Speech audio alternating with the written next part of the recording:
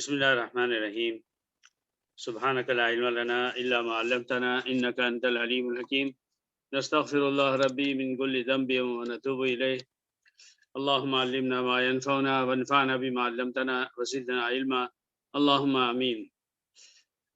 میرے بھائی اور بہنوں، اتوار کا دن ہمیں حدیث کا علم دیتا ہے۔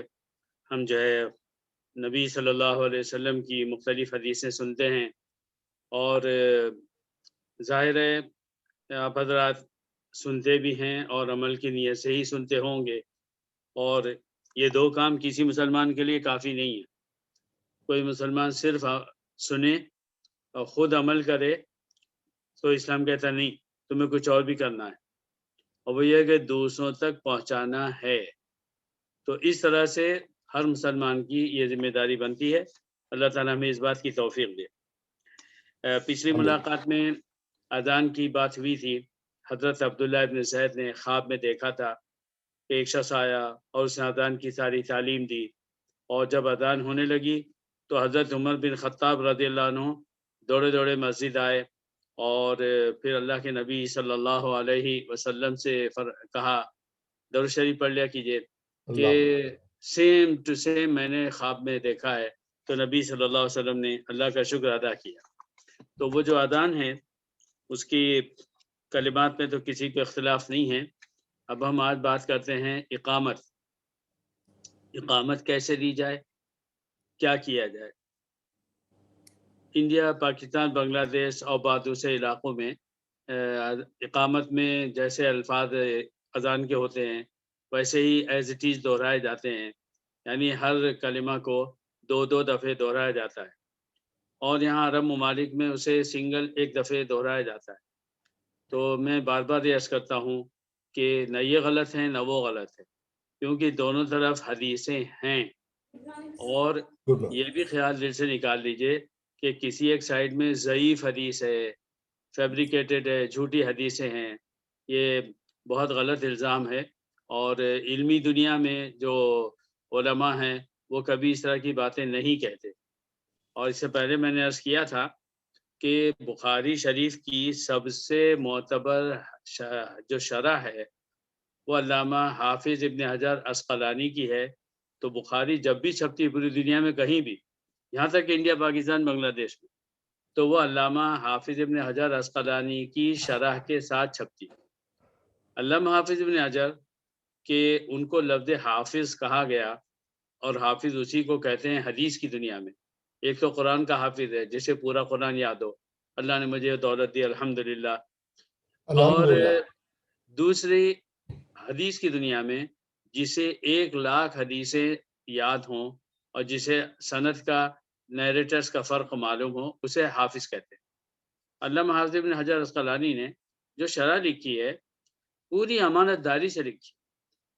انہوں نے حدیث کی شرح میں جہاں امام ابو حنیفہ کا اختلاف ہے، امام مالک کا ہے، امام احمد بن حنبل کا ہے، کسی اور بڑے عالم کا جو ہے، انہوں نے پوری تفصیل کے ساتھ ہر بات لکھی ہے، مگر کسی جگہ انہوں نے کسی پر طعنہ نہیں کیا ہے، ان کی حدیث ضعیف ہے، ان کی وہ کمزور ہے، وہ جھوٹی حدیث ہے، کیونکہ ایسا نہیں ہے، دونوں طرف صحیح حدیثیں ہیں۔ تو بہرحال آج ہم جو اذان کے کلمات لیں گے وہ اس کو لیں گے کہ وہ ان الفاظ کو کسی دفعے 2 دفعے دہرانے کی بات ہے تو حدیثوں میں کہاں پر آیا ہے۔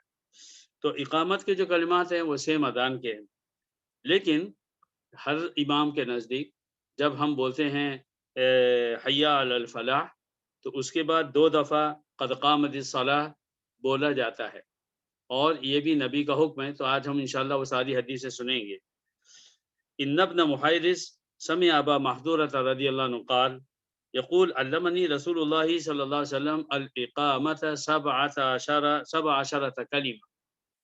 یہ ایک ابن محیرث ہیں جو بڑے تابعی ہیں، وہ کہتے ہیں کہ انہوں نے حضرت ابو محذورہ ایک صحابی ہیں، جلیل القدر صحابی ہیں، وہ کہتے ہیں کہ مجھے نبی صلی اللہ علیہ وسلم نے جو اقامت کے الفاظ سکھائے ہیں وہ 17 ہیں، 17۔ تو یہ جو حدیث ہے امام طحاوی رحمۃ اللہ علیہ، جیسے آپ ہمارے سیاہ ستہ کے سنتے ہیں، امام بخاری، امام مالک وغیرہ وغیرہ، تو ان کی طرح یہ اپنے دور کے بہت بڑے محدث تھے امام طحاوی، اور انہوں نے جو ہے حدیث پر کتاب لکھی شرح معانی الاثار، تو اس میں انہوں نے یہ حدیث ذکر کی ہے اور اس کی سند کو صحیح بتایا ہے۔ اس کے علاوہ ابن ماجہ اور ایک اور حدیث کی مشہور کتاب ہے مصنف ابن ابی شیبہ، تو ابن ماجہ جو حدیث کی 6 کتابوں میں سے ایک صحیح مانی جاتی ہے وہ، اور ابن ابی شیبہ، ان میں بھی 17 کلمات کا ذکر ہے۔ تو لفظ 17 اگر آپ کہتے ہیں تو آپ کو جس طرح انڈیا، پاکستان، بنگلہ دیش میں اذان دی جاتی ہے اتنی دفعے بولنا ہوگا، یعنی ہر جملے کو 2 دفعے، اللہ اکبر یہ ایک ہوا، پھر آپ کو بولنا ہوگا اللہ اکبر 2، اشہد ان لا الہ الا اللہ 3، اشہد ان لا الہ الا اللہ 4، اشہد ان محمد رسول اللہ 5، اشہد ان محمد رسول اللہ 6، حی علی الصلاۃ 7، حی علی الفلاح 8، حی علی الصلاۃ 2 دفعے ہو گئے 8، حی علی الفلاح 9، حی علی الفلاح 10، قد قامت الصلاۃ 11، اسے پھر دہرائیے، قد قامت الصلاۃ 12، اللہ اکبر یہ بھی 2 دفعے بولیے 14، اور لا الہ الا اللہ 15۔ تو یہ اس طرح گننے پر تو 15 ہو رہے ہیں، لیکن اس میں لفظ 17 بول کر یہ الفاظ جو ہے ڈبل دہرائے جاتے ہیں، تبھی یہ 15 تک جاتے ہیں۔ تو نہیں میری سمجھ میں آ رہا ہے کہ پھر اس کو 17 کی کس لحاظ سے اس کو جوڑا گیا ہے، شاید اس کی گنتی میں اگر میں غلطی کر رہا ہوں تو آپ جوڑ کر دیکھیے۔ پھر حضرت عبداللہ ابن زید رضی اللہ عنہ کی جس حدیث میں کہ انہوں نے خواب دیکھا نبی کو بتایا، تو اس کے بعد الفاظ میں یہ بھی آیا ہے بعض سندوں سے کہ ثم امل ہنیۃ، پھر وہ جو فرشتہ اذان سکھا رہا تھا وہ تھوڑی دیر خاموش رہا، ثم قام، پھر کھڑا ہوا، فقال مثلا، پھر انہوں نے اسی طرح الفاظ دہرائے، اور لیکن اس کے بعد جو انہوں نے دہرایا تو وہ کہہ رہے ہیں الا انه قال زاد بعد ما قال حي على الفلاح قد قامت الصلاۃ قد قامت الصلاۃ۔ تو حضرت عبداللہ ابن زید کی جو حدیث ہے جو اذان کی بیس بنی ہے، تو اس میں وہ کہتے ہیں بعض روایتوں میں کہ وہ جو فرشتے آئے تھے انہوں نے جو ہے تو تھوڑی دیر خاموشی اختیار کی، پھر کھڑے ہو گئے، اور اس کے بعد میں پھر انہیں الفاظ کو دوبارہ دہرایا ویسے ہی ڈبل، اور جب انہوں نے یہ کہا حی علی الفلاح، تو اس کے بعد پھر قد قامت الصلاۃ کو 2 دفعہ دہرایا۔ یہ بات تھی۔ اب اور اس میں حدیثیں ہیں، ان عبید مولا سلمۃ بن الاکوع ان سلمۃ بن الاکوع رضی اللہ عنہ کان یثنی الاقامہ۔ مصنف ابن ابی شیبہ جو حدیث کی مشہور کتابوں میں سے ایک ہے، اس میں یہ آتا ہے کہ وہ کہتے ہیں کہ حضرت عبید جو حضرت سلمہ بن اکوع، یہ بڑے مشہور صحابی ہیں نبی صلی اللہ علیہ وسلم کے، تو ان کے جو غلام تھے جس کو انہوں نے آزاد کر دیا تھا ان کا نام تھا عبید، تو وہ کہتے ہیں کہ جب بھی حضرت سلمہ بن اکوع اذان دیتے اور اقامت کہتے تو اقامت میں وہ اذان کے جملوں کو 2 دفعہ دہراتے تھے۔ تو کسی صحابی کا ہمیں اگر عمل ملتا ہے تو اب بات ہی ختم ہو جاتی ہے یہ کہنے کی وہ صحیح ہے یا غلط ہے، کیونکہ کسی صحابی کے بارے میں آپ کہہ ہی نہیں سکتے کہ وہ عمل کر رہا ہے جو نبی نے نہیں کیا۔ اور جو حدیث حضرت بلال سے روایت ہے کہ جس میں ان کو اذان سکھائی، نبی نے کہا حضرت عبداللہ ابن زید سے کہ جب بلال اذان دیں گے تو تم کھڑے ہو جاؤ پاس میں اور تم بولتے جاؤ، اور حضرت بلال اس الفاظ کو دہرائیں گے کیونکہ ان کی آواز تم سے زیادہ اونچی ہے۔ تو پھر جب انہوں نے اقامت کی تو اس حدیث میں یہ ہے کہ وہ اقامت کے الفاظ کو 2 دفعہ بول رہے تھے۔ ایک ہیڈنگ یہ ہے کہ بھئی اذان میں ہم فجر کی اذان میں سنتے ہیں الصلاۃ خیر من النوم، نماز جو ہے نیند سے بہتر ہے۔ اس بارے میں حدیثوں میں کہاں پر کیا آیا ہے؟ اسی حضرت ابو محذورہ کی جو روایت ہے اس میں وہ کہتے ہیں کہ نبی صلی اللہ علیہ وسلم نے فرمایا فَإِنْ كَانَ صَلَاةُ الصُّبْحِ، جب صبح کی نماز کا وقت ہو تو کیا کرو؟ قُلْتُ الصَّلَاةُ خَيْرٌ مِنَ النَّوْمِ، الصَّلَاةُ خَيْرٌ مِنَ النَّوْمِ، تو قلتا حضور نے فرمایا کہ جب تم فجر کی اذان دو گے تو اس میں الصلاۃ خیر من النوم 2 دفعے ضرور بولو گے۔ تو یہ ایک حدیث ہے۔ ایک حدیث حضرت انس رضی اللہ عنہ سے ہے، قال، حضرت انس فرماتے ہیں من السنة إذا قال المؤذن في أذان الفجر حي على الفلاح قال الصلاة خیر من النوم الصلاة خیر من النوم. سنت یہ ہے، حضرت انس فرماتے ہیں کہ جب مؤذن فجر کی اذان میں حی علی الفلاح بول دے تو اس کے بعد وہی مؤذن کیا کہے، الصلاة خیر من النوم، اور اس بات کو وہ 2 دفعے دہرائے. یہ جو الصلاة خیر من النوم ہے یہ مختلف حدیثوں میں آئی ہے، حدیث کی کتابوں میں ہے، تو اس کے ساتھ وہ ذکر فرماتے ہیں اذان اور اقامت کا جو طریقہ ہے وہ کیسا ہے. عن جابر رضی اللہ عنہ ان رسول اللہ صلی اللہ علیہ وسلم قال لبلال، حضرت جابر رضی اللہ عنہ جو خود ایک صحابی ہیں وہ کہتے ہیں کہ نبی صلی اللہ علیہ وسلم نے حضرت بلال سے فرمایا، یا بلال اذا اذنت فترسل فی اذانک واذا اقمت فاحذر. دیکھیے کتنی ہر بات حدیث میں سکھائی گئی ہے، کہیں پر ہمیں گمراہ نہیں چھوڑا گیا. کہیں آپ حیران کھڑے ہو جائیں گے اسلام میں، اب یہاں کیا کرنا ہے، یہ تو اسلام نے بتایا ہی نہیں. یہ جملہ مسلمان نہیں بول سکتا، علم نہ ہوتا الگ بات ہے. تو نبی صلی اللہ علیہ وسلم نے حضرت بلال سے فرمایا کہ اے بلال جب تم اذان دو تو ٹھہر ٹھہر کے دو. وہی اسلوب جو ہماری اذانوں میں ہوتا ہے، الا یہ کہ شاید اتنے زیادہ ترنم سے اس وقت اذان نہ ہوتی ہو کیونکہ عربوں کا ویسے مزاج سادہ ہے، اور لیکن یہ کہ وہ ترنم کے ساتھ ہو یا دھیرے دھیرے ہو تو وہ صحیح ہو جاتا ہے کہ چلو اذان ہو گئی ٹھہر کر بھی. لیکن فرمایا وَإِذَا أَقَمْتَ، اگر تم اقامت کہو تو کیا کرو، فَاحْذَرْ، جلدی جلدی جلدی جلدی پڑھو. لفظ حذر کہتے ہیں اوپر سے نیچے آنے کو.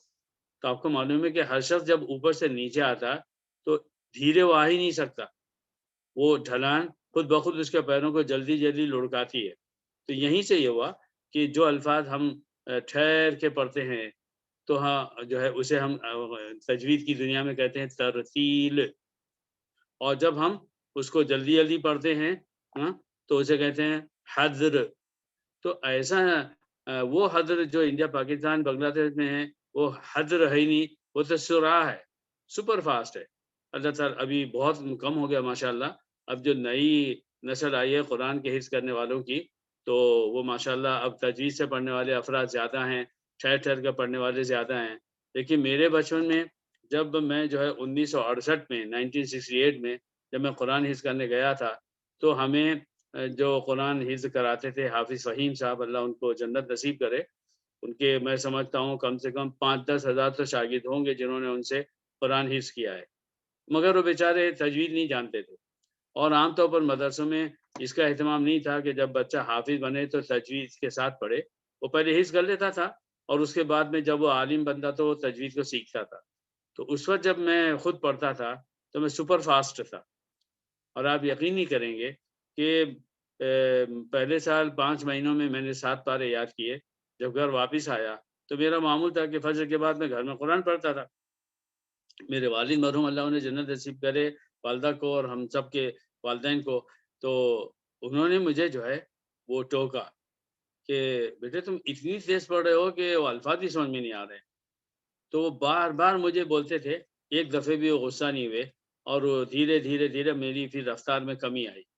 تو بہرحال حذر کہتے ہیں تیز پڑھنے کو، لیکن تیز پڑھنے کا مطلب ہے اتنا تیز نہیں پڑھنا کہ الفاظ بھی سمجھ میں نہ آئے، بلکہ اتنا پڑھنا کہ وہ ترتیل سے ہٹ جائے اور الفاظ صاف سمجھ میں آئے، یہ شرط ہے. حضرت عمار ابن سعد رضی اللہ عنہ کہتے ہیں، ایک دوسری حدیث ہے، ان رسول اللہ صلی اللہ علیہ وسلم امر بلالا ان يجعل اصبعيه في اذنيه فقال انه ارفع بصوته. حضرت عمار بن سعد کہتے ہیں یہ جو حدیث ہے سنن ابن ماجہ میں آئی ہے، تو وہ فرماتے ہیں کہ نبی صلی اللہ علیہ وسلم نے حضرت بلال کو حکم دیا، حکم کے الفاظ ہیں امارا، حکم دیا کہ اے بلال جب تم اذان کہو تو اپنے دونوں کانوں میں انگلی رکھ لو. کیوں؟ فَإِنَّهُ قَالَ إِنَّهُ أَرْفَعُ لِصَوْتِكَ، اس لیے کہ اگر انگلی کان میں رکھ کر اذان دی جائے تو 2 باتیں ہوتی ہیں. ایک تو یہ اذان دینے والے کو اذان زور سے کہنے میں سہولت ہوتی ہے، اور دوسرے یہ اس سے آواز اونچی نکلتی ہے، تو حضور نے فرمایا کہ دیکھو اس سے تمہاری آواز اونچی ہوگی۔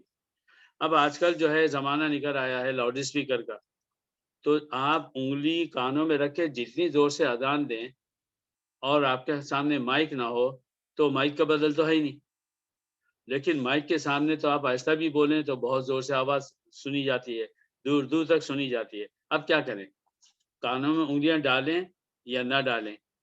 اگر مائکرو فون کو دیکھیں، اب کانوں میں انگلی ڈالنے کی ضرورت نہیں ہے، اور اگر حدیث کو دیکھیں تو نبی نے فرمایا کہ کانوں میں انگلیاں رکھو، تو سنت یہی مانی جائے گی کہ آپ چاہے مائکرو فون کے سامنے ہوں، آپ ضرور کانوں میں انگلیاں ڈالیں۔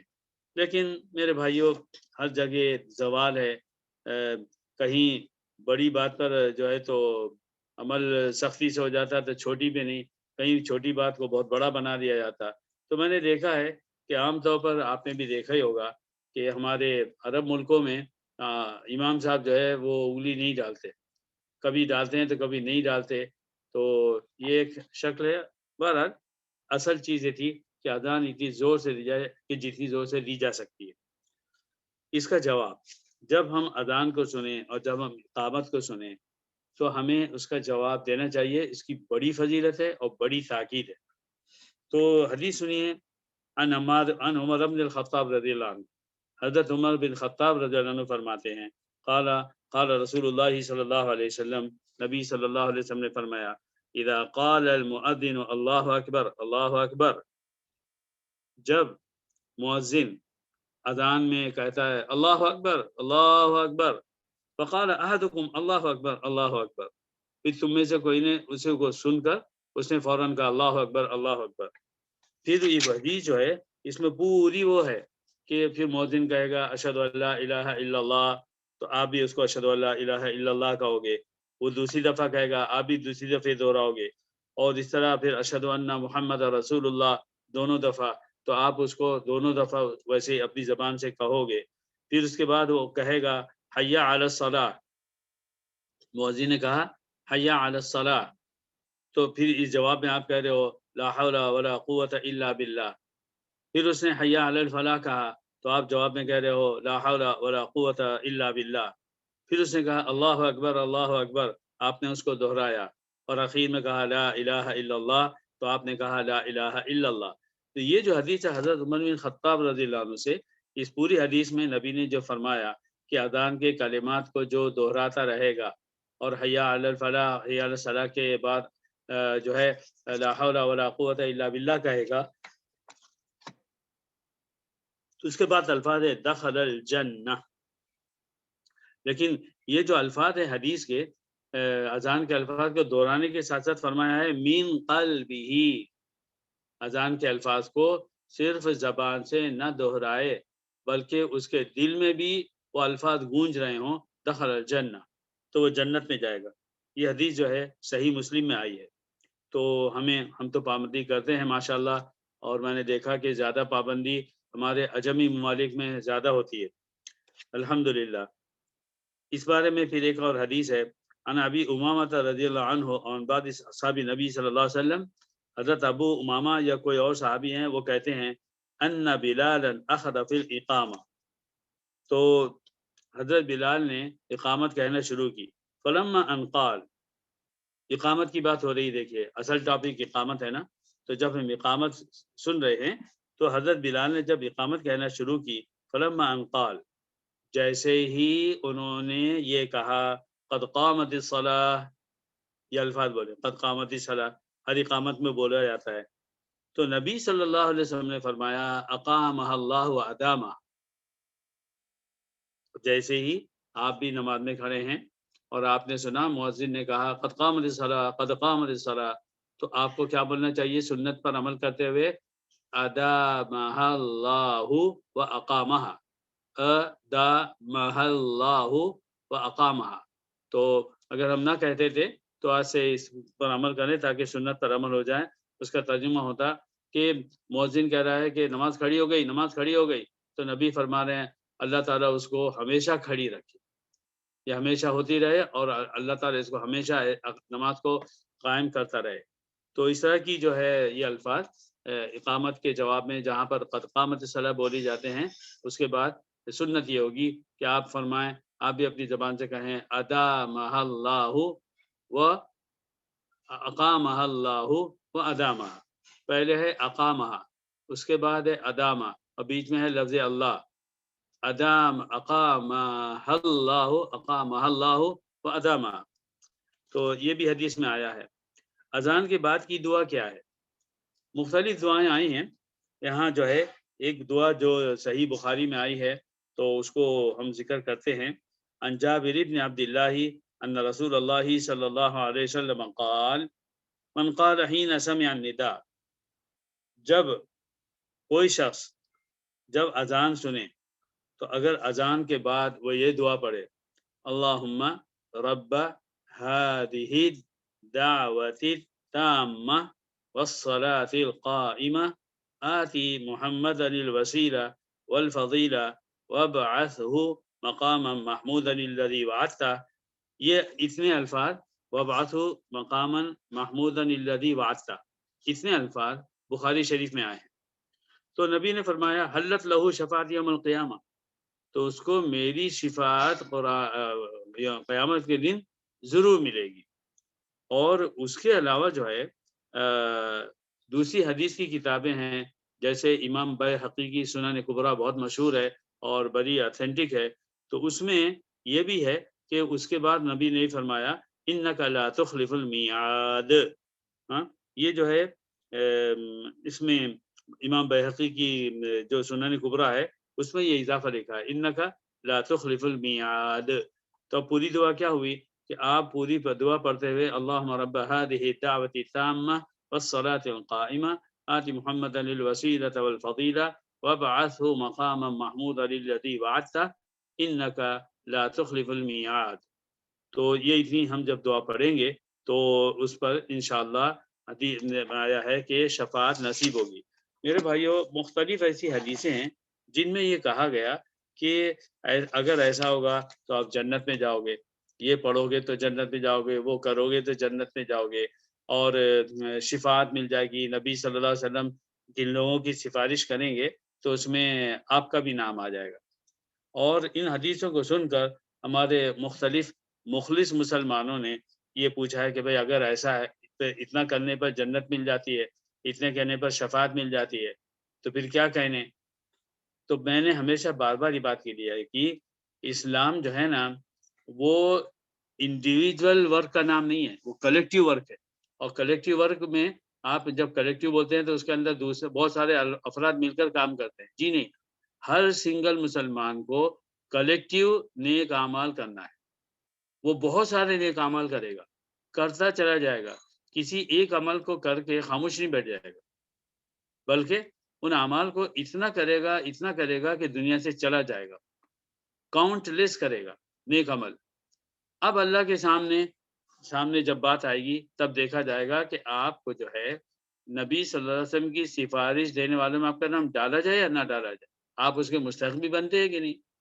تو اس لحاظ سے یہ حدیث اپنی جگہ صحیح ہے، مگر آپ کو پہلے انٹر ہونے کے لیے اس کا کارڈ ملنا ضروری ہے، اور اس کارڈ کے لیے سارے نیک اعمال کرنا ضروری ہے۔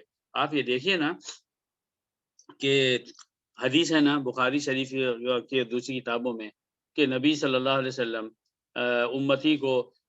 امتیوں کو جو ہے حوض کوثر سے پانی پلا رہے ہیں۔ کچھ لوگ بہت تیزی سے بڑھیں گے کہ انہیں بھی پانی مل جائے، فرشتے دھکے مار کے ہٹائیں گے، تو نبی صلی اللہ علیہ وسلم بہت غصے سے فرمائیں گے امتی، ارے بھائی میری امت کے لوگ ہیں۔ تو اس کے جواب میں فرشتے کیا بولیں گے؟ انک لا تدری ماذا احدثوا بعدک، اے نبی صلی اللہ علیہ وسلم آپ کو نہیں پتا ہے کہ آپ کے دنیا سے جانے کے بعد انہوں نے آپ کے دین کے ساتھ کیا کیا۔ تو نبی اس کے جواب میں کیا کہیں گے؟ الیک عنی، ہٹاؤ ان کو یہاں میرے پاس سے۔ تو یہی بات شفاعت کے بارے میں، اور عربی لفظ ہے وہ شفاعہ ہے، تو آپ سمجھ لیجئے۔ اور پھر اس کے علاوہ جو ہے یعنی مختلف حدیثوں سے یہ بات ثابت ہے کہ مسلمان ہر نیک کام کرنے کا مکلف ہے، ہر نیک کام کو وہ معمولی نہ سمجھے، ہر نیک کام کو بڑا سمجھے اور اسے کرے اور اس کو کرتا چلا جائے، اس میں اخلاص ہو، للہیت ہو، وہ اللہ سے ڈر کر اللہ کی محبت میں کام کرے۔ جب جب وہ کوئی نیک عمل کرے، اس کے دماغ کے کسی کونے میں دنیا کا کوئی فائدہ نہ ہو، دنیا کے کسی شخص کو دکھانے کے لیے نہ ہو، اور اس کے بعد پھر اس کام کو ظاہر ہے وہ اتنی اچھی طرح تو کر ہی نہیں سکتا جیسا کہ اللہ تعالیٰ کا مقام ہے، تو پھر وہ بس کرتا رہے اور دل میں یہ سوچے اللہ یہ میرے بس میں ہے، اب اس کے بعد آگے تو مجھے مزید توفیق دے۔ تو امید ہے اللہ تعالیٰ کی ذات سے کہ ہمارے چھوٹے بڑے اعمال ملتے چلے جائیں گے، اور قرآن نے بھی کیا کہا، ہم نے اس میں پڑھا ہے قرآن مجید میں، ابھی سورہ سورہ عادیات ہم نے پڑھا، اس سے پہلے سورہ القاریہ پڑھا، القاریہ میں آپ نے کیا پڑھا جو جگہ جگہ آیا ہے کہ فَأَمَّا مَنْ ثَقُلَتْ مَوَازِينُهُ، جس کا بیلنس ترازو کا پلڑا وہ نیک اعمال سے زیادہ وزنی ہو جائے گا، فَهُوَ فِي عِيشَةٍ رَاضِيَةٍ، وہ جو ہے ایسی جنت میں رہے گا جس سے وہ خوش ہو جائے گا۔ وَأَمَّا مَنْ خَفَّتْ مَوَازِينُهُ، اور جس کا جو ترازو کا بیلنس ہے وہ کم پڑ جائے گا، نیک اعمال کا جو پل رہا ہے وہ ہلکا ہو جائے گا، وہ ہاویہ، اسے پھر ہاویہ میں جانا ہے۔ تو یہ ہے اصل کہ نیک اعمال جب تولے جائیں تو وہ زیادہ سے زیادہ ہوں، اتنے زیادہ ہوں کہ بیلنس ہمارے فیور میں نیچے جھک جائے، اور اس کے ساتھ ساتھ اس حدیث کو بھی ملا، یہ دیکھیے قرآن اور حدیث کی ہر بات کو ملا کر پھر آپ کوئی رزلٹ نکالیے تو وہ صحیح رزلٹ آئے گا۔ اس حدیث کو بھی ملائیے کہ نبی نے فرمایا کہ نبی صلی اللہ علیہ وسلم نے صحابہ سے پوچھا مل مسکین، غریب آدمی کون کہلاتا ہے، مسکین کون ہے؟ فرمایا اللہ، صحابہ نے کہا الذی لا یملک دینارا ولا درہما، جس کے پاس ایک درہم اور دینار بھی نہ ہو وہ غریب ہے۔ آپ نے فرمایا انا اسألکم عن یوم القیامہ، میں تم سے قیامت کے بارے میں پوچھ رہا ہوں، قیامت میں مسکین کون ہوگا؟ تو اس کا جواب صحابہ ہمیشہ کیا دیتے تھے، اللہ و رسولہ اعلم، اللہ اس کے رسول ہی جانتے۔ تب آپ نے فرمایا کہ مسکین وہ شخص ہوگا کہ جس کی نمازیں بے شمار، جس کا ذکر بے شمار، جس کی جو ہے تلاوت عبادت اور جو اللہ سے متعلق نیک اعمال ہیں بھرپور ہے، لیکن آن دی ادر سائڈ اس کا معاملہ اپنے بندوں کے ساتھ، اپنے جیسے بندوں کے ساتھ، وہ بندے ماں باپ بھائی بہن وغیرہ رشتہ داروں سے لے کے باہر کی دنیا کا ہر وہ شخص جو وہ زندگی میں اس سے ٹکرایا، اس سے ملا، اس کے ساتھ کوئی معاملہ کیا، کوئی بات چیت کی، اس میں وہ تھا زیرو، بات بات پہ گالی دینا، کسی کا دل دکھانا، کسی کا مال کھانا، اور بندوں سے متعلق حقوق میں وہ بالکل پیچھے تھا، اور مختلف لوگوں کے ساتھ اس نے مختلف برے کام کیے، ان سے معافی نہیں مانگی۔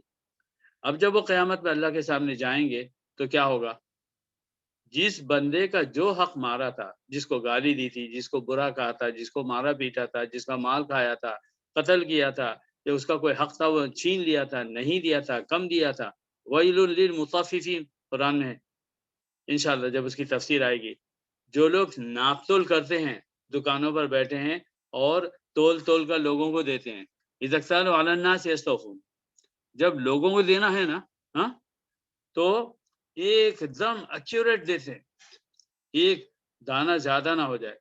وَإِذَا كَالُوهُمْ أَوْ وَزَنُوهُمْ، نہیں اس آیت میں کہا گیا جب لوگ ان سے اگر وہ لوگوں سے لیتے ہیں اور لوگ ناپتے تولتے ہیں تو بھائی برابر توڑو، ارے یہ کم ہو گیا، ارے بھائی تھوڑا اور ڈالو، لیکن اگر خود کی باری آتی ہے اذا کالوہم او وزنوہم، اور جب وہ خود وزن کرتے ہیں یخسرون، اب کمی کرتے ہیں، تو یہ سوچئے کہ بندوں سے متعلق جو باتیں ہیں، نبی نے فرمایا کہ جس کا جو حق مارا تھا اس کا وزن ہوگا، اور اس کے ویٹ میں اس کے نیک عمل دیے جائیں گے، اور اس طرح کیا ہوگا کہ سارے نیک عمل تقسیم ہو جائیں گے، اس کے بعد کچھ نہیں بچے گا، اٹھا کے جہنم میں ڈال دیا جائے گا۔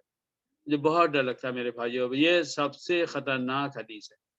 نمازیں پڑھتے ہیں، روزے رکھتے ہیں، تلاوت کرتے ہیں، عبادت کرتے ہیں اور صدقہ خیرات کرتے ہیں، مختلف نیک اعمال ہم کرتے ہیں، اللہ کا لاکھ لاکھ شکر ہے، مگر ایسا نہ ہو کہ وہ ہمارے بینک کے اکاؤنٹ میں نہیں گیا، وہ کسی اور کیس میں گیا، تو بس اللہ ہی بچا لے، اور ہر طرح کی دین کی سمجھ دے، اور کسی بھی نیک عمل کو چھوٹا نہ سمجھے۔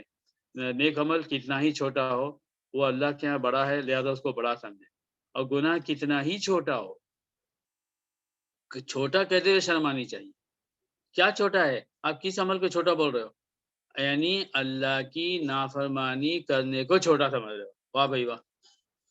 جو خالق ہے، جو عاصم ہے، جس سے ساری دنیا بنائی، جو آپ کو ٹاپ ٹو باٹم ہر چیز فری دے رہا ہے، آکسیجن فری دے رہا ہے، اور سورج کی روشنی فری ہے، آپ کے جسم میں خون کا دوڑنا پھرنا کودنا یہ سب فری ہے، آپ کی آنکھیں، آپ کے کان، ہر چیز جو ہے تو کام کر رہی ہے اور وہ سب فری ہے. ہاں، اور اس کے بعد میں ہر چیز ملی، دنیا کی ہر نعمت ملی، لیکن آپ ایک گناہ کر رہے ہیں تو سوچ رہے ہیں یار اتنے سے کیا ہوتا، چلیے تو چھوٹا ہے تو کر لیا، بعد میں بولے اللہ معاف کر دے، استغفر اللہ. تو ایسا نہ ہو. تو گناہ کے موضوع پر ایک بات اور بہت پیاری سنیے. عربی زبان میں ہمارے عرب علماء کہتے ہیں، بہت پیاری بات کہتے ہیں، برسوں سے چلا آ رہا، آج کی بات نہیں ہے. وہ کہتے ہیں لا کبیرۃ مع التوبہ، اگر بڑے سے بڑا گناہ ہو جائے لیکن توبہ ایک دم سچی کر لی جائے، پھر وہ بڑا نہیں رہا، ختم. ولا صغیرۃ مع الاصرار، اس حالت سے اللہ بچائے. لیکن کوئی گناہ چھوٹا ہے، اسے بار بار بار بار بار بار کیے جا رہے ہیں، زندگی بھر کیے جا رہے ہیں، اب وہ چھوٹا رہا. آپ ہی سوچئے نا، تل کا ایک دانہ کسی جگہ پر رکھیے، وہ کتنی جگہ گھیرے گا اور کیسا لگے گا، شاید نظر بھی نہ آئے. لیکن ایسے اگر تل کے دانے آپ نے 1 ملین ایک جگہ رکھے، اب کیا ہوا؟ وہ تل کے دانے چھوٹے چھوٹے ایک ڈھیر بن گئے. گناہ بھی ایسے ہی. اللہ تعالی ہم سب کی حفاظت فرمائے، ہمیں چھوٹے گناہوں سے، بڑے گناہوں سے بچنے کی توفیق دے. جو گناہ ہم اللہ کے حق میں کرتے ہیں اس سے وہ بھی ہم نہ کریں، اور جو بندوں کے حق میں ہو رہے ہیں اس میں بھی ہم سنبھل جائیں. اور بس ایسے ہی دین کی باتیں ہوتی رہے، سنتے رہیں، سناتے رہیں، عمل کریں، عمل کرائیں، اور اس حالت میں ہم دنیا سے چلے جائیں. اللہ تعالیٰ اس کی ہمیں توفیق عطا فرمائے. آمین آمین. مولانا اذان کے بعد ایک کہیں پر ہم نے سنا ہے کہ رضیت باللہ رب و بالاسلام دین و محمد النبی بھی کہا جاتا ہے ایک مرتبہ. جی ہاں، مختلف حدیثوں میں مختلف دعائیں آئی ہیں، تو آپ کو حق ہے کہ آپ جو ہے تو وہ دعا بھی پڑھیں. اچھا ظفر صاحب، جی میں جو ریفر کر رہا ہوں نا، تفہیم البخاری پارہ نمبر 1 جلد اول، وہ جو پہلے یہ کتاب الوحی پڑھی تھی، اس کے بعد میں کتاب الایمان ہے.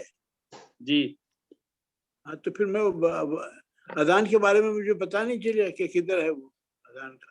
آپ جیسے سے پڑھتے جائیں گے، ہر شخص نا، جو شخص بھی کتاب لکھتا ہے یا جمع کرتا ہے، جیسے حدیثیں انہوں نے جمع کی ہیں، تو انہوں نے اپنے لحاظ سے جس چیز کو پہلے ضروری سمجھا اس کو لکھ دیا.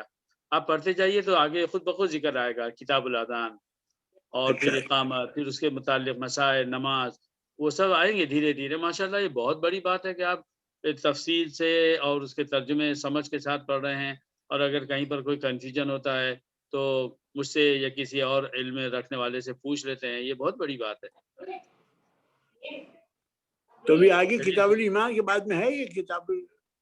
جی ہاں، آپ آگے پڑھتے جائیے.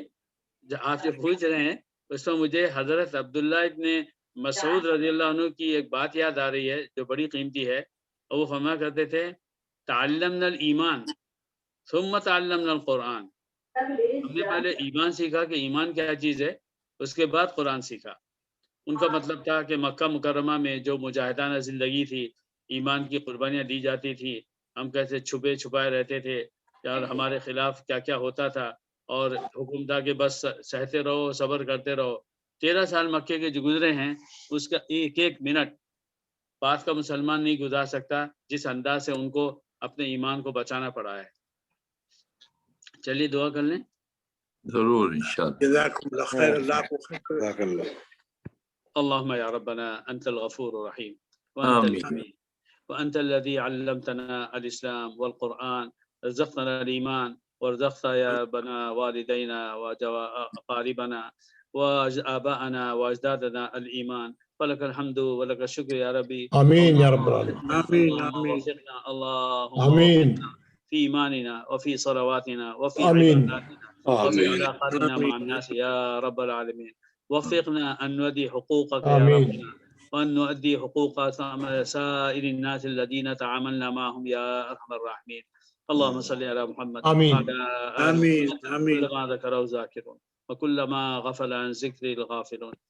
اے آمین اللہ، اے اللہ، تو اللہ ہے، تو ہی دنیا کا خالق ہے، اے اللہ تو ہی مالک ہے، تو نے دین اور دنیا بنائی ہے، اے رب العالمین اس دنیا میں ہر مصلحت کو تو ہی جانتا ہے، تیرا علم بہت وسیع ہے اور سارے انسان جاہل ہے، اے اللہ شیطان معمولی سی معلومات کو علم کا نام دیتا ہے اور دنیا میں جو ہوتا ہے وہ اس کی کھوج کر کے کیوں کیا کیسے کے سوالات کرتا ہے، اے رب العالمین ہمیں ایسا ایمان عطا فرما کہ ہم تیری ہر بات پر ایمان لائیں اور شکوے شکایت نہ ہو، ہمارے دل میں کوئی شک شبہ نہ ہو، ہمارا خالص ایمان اے اللہ قبول فرما اور اس کی ہر کام میں توفیق عطا فرما، آمین. اے رب العالمین تیری توفیق سے ہم نے اذان کو سنا، اے اللہ آج تک ہم نے یہ نہیں کہا اے اللہ تو نے ہمیں اذان اور اقامت جیسی نعمت دی ہے اس کا ہم شکر ادا کرتے ہیں، اے اللہ آج ہم شکر ادا کرتے ہیں کہ تو نے گھنٹیاں بجانے سے ہماری آمین آمین اور اے اللہ دنیا کے دوسرے آمین. ذرائع سے بچایا اور ایسے مقدس کلمات دیے کہ جن سے اذان بھی ہو جائے، لوگوں کو نماز کا وقت بھی معلوم ہو جائے اور خود اس اذان کے اندر اے اللہ میسج ہے، پیغام ہے تو وہ سنا جائے، اے اللہ مسلمانوں کو اذان کی قدر عطا فرما اور اقامت کی قدر عطا فرما، نمازوں کی قدر عطا فرما، آمین. اذان دینے والے مؤذن آمین. اور نماز پڑھنے والے اماموں کی قدر عطا فرما، اے اللہ جو آمین. لوگ اذان دیتے ہیں ان کو اخلاص عطا فرما اور سننے والوں کو اخلاص عطا فرما، اے اللہ جو لوگ آمین. نماز پڑھاتے ہیں انہیں بھی اخلاص عطا فرما، نماز پڑھنے والوں کو اخلاص عطا فرما، اے رب آمین العالمین یہ بیماری جو کورونا کے نام سے چل پڑی اس سب سے ہم سب کی، ہمارے گھر والوں کی، ہمارے دوستوں کی، محبتوں کرنے والوں کی، تمام رشتہ داروں کی، تمام پڑوسیوں کی، ہر وہ مسلمان یا مسلم عورت یا مرد یا بچہ یا بوڑھا اس کی زد میں ہیں ان سب کو بھرپور اے اللہ شفا کامل اور عاجل عطا فرما، اے اللہ آمین.